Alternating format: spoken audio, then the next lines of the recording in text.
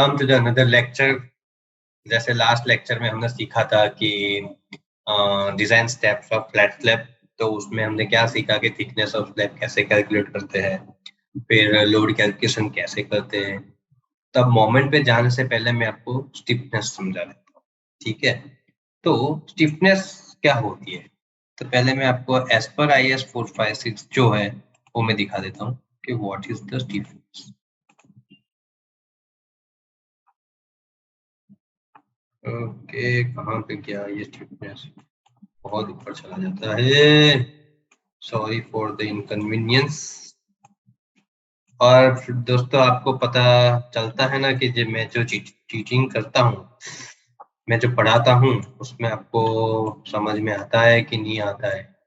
Please आप comments डालिए और मेरे को बोलिए कि कैसा लग रहा है, ठीक है। तो अगर आपको पता न चल रहा हो तो मैं थोड़ी मेरी मेथड्स में चेंजिंग कर सकता हूँ, ओके, आपको एक्सप्लेन करने के लिए। तो यहाँ पे क्या बोला हुआ है कि alpha C is the ratio of flexural stiffness of the exterior column to the flexure stiffness of the slab at a joints taken in the direction of being determined as is given by alpha c is equal to summation of kc by ks।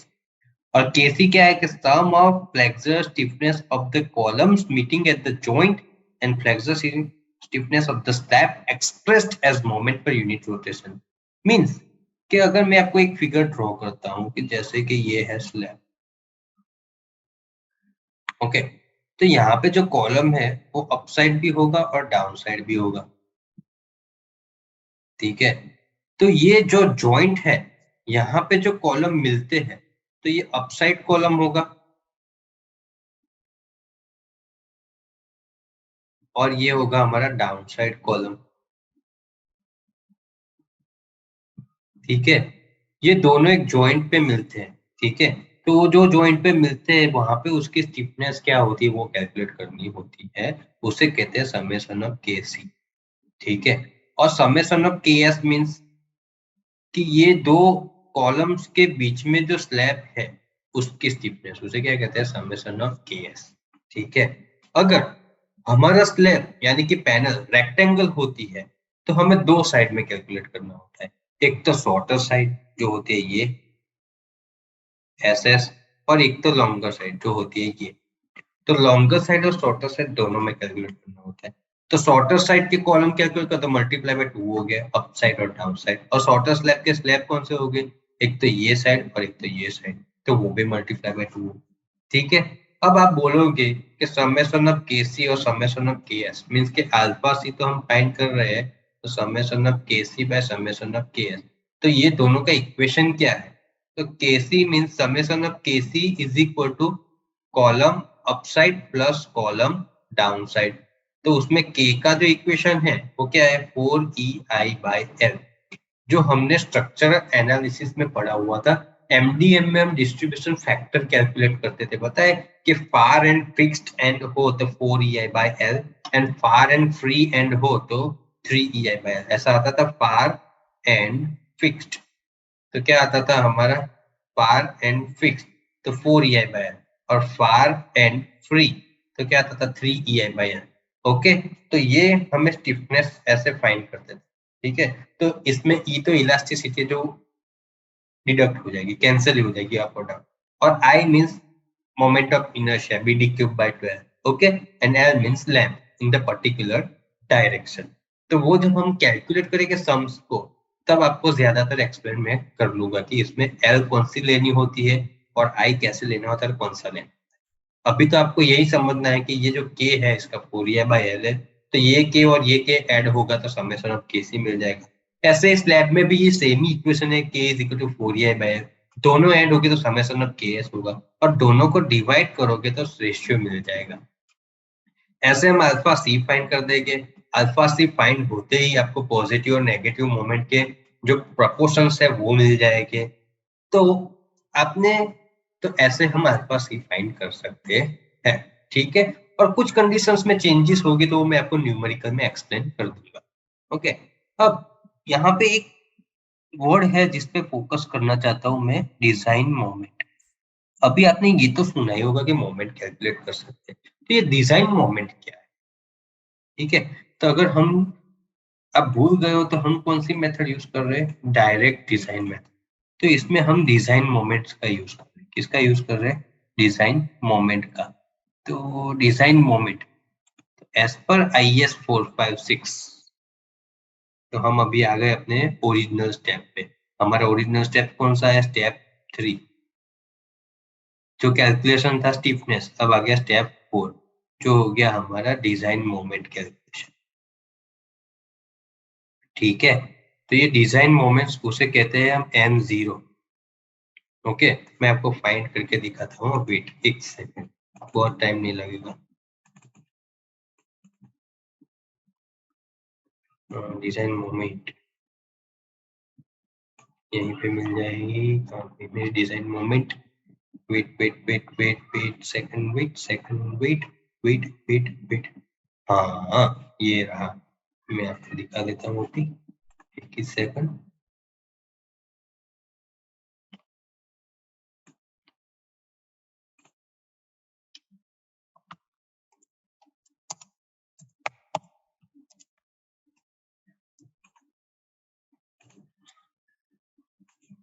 ठीक है, तो design moment हमारी ये रही as पर IS 456। Design moment का equation क्या है हमारा, M0 is equal to WLN upon 8। Okay, इसमें W क्या है, W is equal to design load on an area L2LN। Design load means W, L2LN, ये कैपिटल W, स्मॉल W। तो small W क्या है, जो हमने लोड कैलकुलेशन में फाइंड किया ना, लोड कैलकुलेशन स्टेप, उसमें जो हमने फैक्टरेड लोड फाइंड किया ना, वो वाला हो गया हमारा स्मॉल W। क्या हो गया, वो वाला हो गया हमारा स्मॉल W। अब ये L2 क्या हो गया, तो सपोज कि हमें रेक्टेंगल साइड दी हुई है, तो हम, ये शॉर्टर साइड है और ये लॉन्गर साइड है। ये लॉन्गर साइड को हम L1 कह सकते हैं और L2 कह सकते हैं। मीन्स वो डिपेंड्स करता है कि आप कौन सी साइड का कैलकुलेट कर रहे हैं। अगर आप शॉर्टर साइड का कैलकुलेट कर रहे हो तो शॉर्टर साइड को L1 लो और लॉन्गर साइड को L2। अगर आप लॉन्गर साइड का कैलकुलेट कर रहे हो तो अब लॉन्गर साइड को L1 बोलो और उसके अपोजिट साइड को L2। It means in short में ये कह सकता हूं कि आप जो साइड का कैलकुलेट कर रहे हो उसकी ऑपोजिट साइड हो गई आपकी L2। ठीक है, तो L2 हो गई। और LN मींस व्हाट, तो यहाँ पे लिखा है clear spacing extending from face to face of column, capitals, bracket of walls but not less than 0.65 L1। तो अगर ये कॉलम हो गए तो ये जो कॉलम के into in face to face distance है उसे LN कह रहे हैं। ठीक है, इसको क्या बोलते हैं हम, LN बोल रहे हैं। ठीक है, अगर रेक्टेंगल आ गया तो आपको दो साइड कैलकुलेट करनी पड़ेगी, शॉर्टर और लॉन्ग। अगर स्क्वायर पैनल आ गए तो आपको लक, आपका लक एक ही साइड कैलकुलेट, क्योंकि चारों साइड सेम हो। ठीक है, तो LN कौन सी लेने की, जैसे कि मैंने बोला कि अगर यहाँ पे जो L2 है तो उसकी अपोजिट हो गई LN। आप जो L2 कंसीडर करो उसकी ऑपोजिट डायरेक्शन की LN कंसीडर करनी पड़ेगी।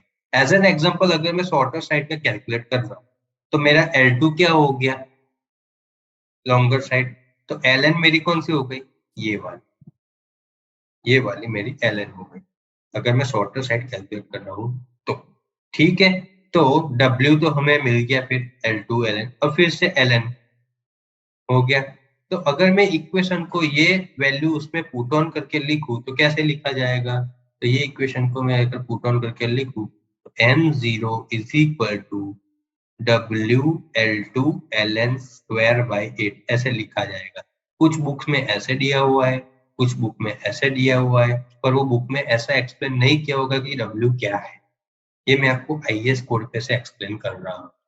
ठीक है, तो ये M0 हमने फाइंड किया ना, उसे क्या कहते हैं हम, डिजाइन मोमेंट।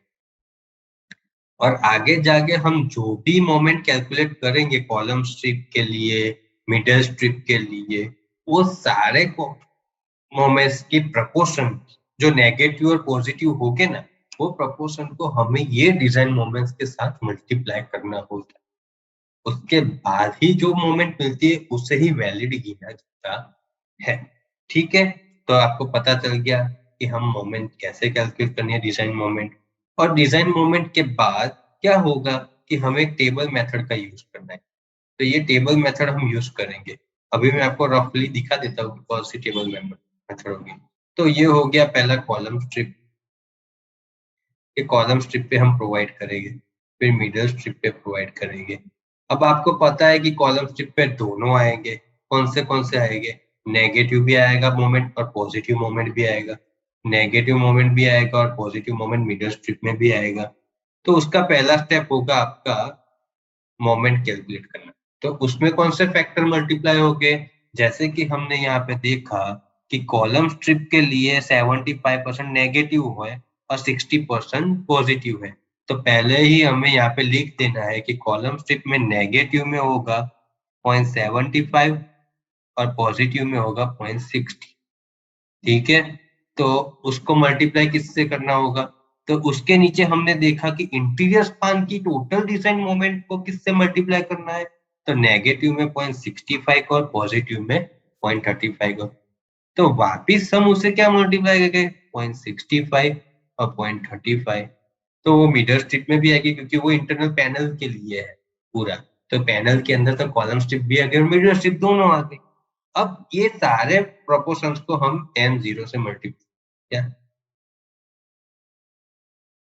ओके, और इसके बाद की जो प्रोसेस है पीटी, एएसटी और स्पेसिंग।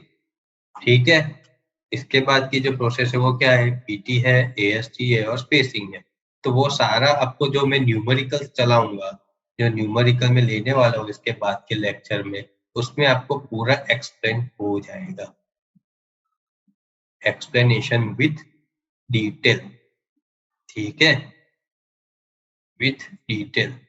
ओके, और हमेशा सारा डिजाइन होने के बाद जो होती है प्रोसेस उसे क्या कहते हैं हम? Ductile detail. मीन्स डिटेल्ड एक ड्राइंग बनानी होगी। तो इसकी डक्टाइल डिटेल ड्राइंग क्या होगी? तो क्या होगी डिटेल ड्राइंग? उसमें क्या होगा कि एक ड्राइंग क्रिएट करनी होगी। तो कैसी ड्राइंग? तो देखो रफली दिखा देता हूँ आपको कि उसमें रेनफोर्समेंट की पोजीशन दिखानी होगी।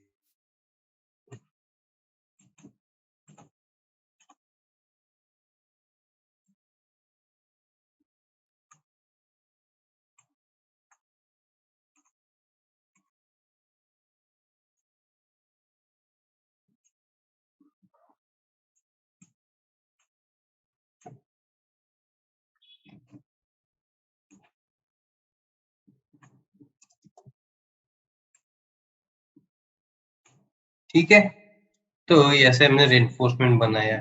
तो यहाँ पे हो गया ये कॉलम स्ट्रिप वाला पोर्शन। अभी एक्सप्लेनेशन के लिए मैं रफली फिगर ड्रॉ कर रहा हूँ। ये होगा कॉलम स्ट्रिप।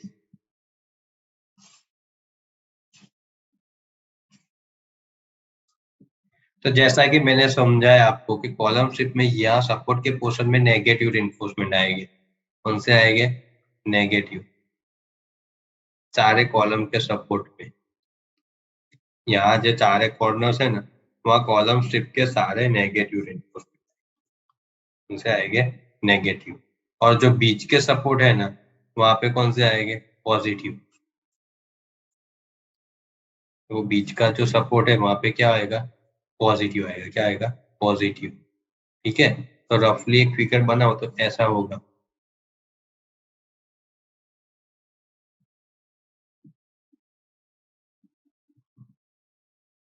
ये सिर्फ कॉलम स्ट्रिप के लिए बना रहा हूँ। किसके लिए? तो कॉलम स्ट्रिप में यहाँ नेगेटिव नेगेटिव नेगेटिव नेगेटिव और बीच में पॉजिटिव पॉजिटिव पॉजिटिव और पॉजिटिव। ठीक है, अब हम मिडल स्ट्रिप लेते हैं। तो मिडल स्ट्रिप में क्या होगा? तो मिडल स्ट्रिप में यहाँ पे आएंगे नेगेटिव बार्स। क्या आएंगे? Negative bars. ओके, और बीच में आएंगे, कैसे आएंगे? बीच में आएंगे आपके पॉजिटिव बार्स। तो अगर मिडल स्ट्रिप की मैं फिगर बनाऊं तो कैसी होगी? तो देखो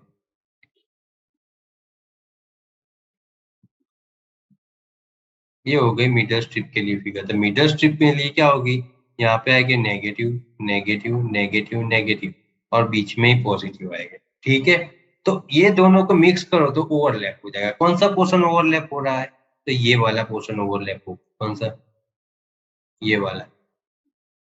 ठीक है, तो इस तरह से बार्स की मोमेंट्स होती है, नेगेटिव पॉजिटिव कॉलम स्ट्रिप में और नेगेटिव पॉजिटिव मिडल स्ट्रिप में।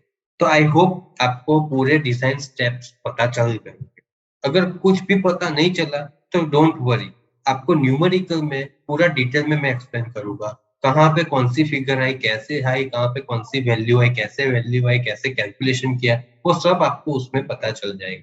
तो ये थे हमारे डिजाइन स्टेप्स। तो पहला स्टेप कौन सा है, आपको थिकनेस ऑफ स्लैब फाइंड करना है। दूसरा लोड कैलकुलेशन करना है। तीसरा हमें स्टिफनेस कैलकुलेट करनी है।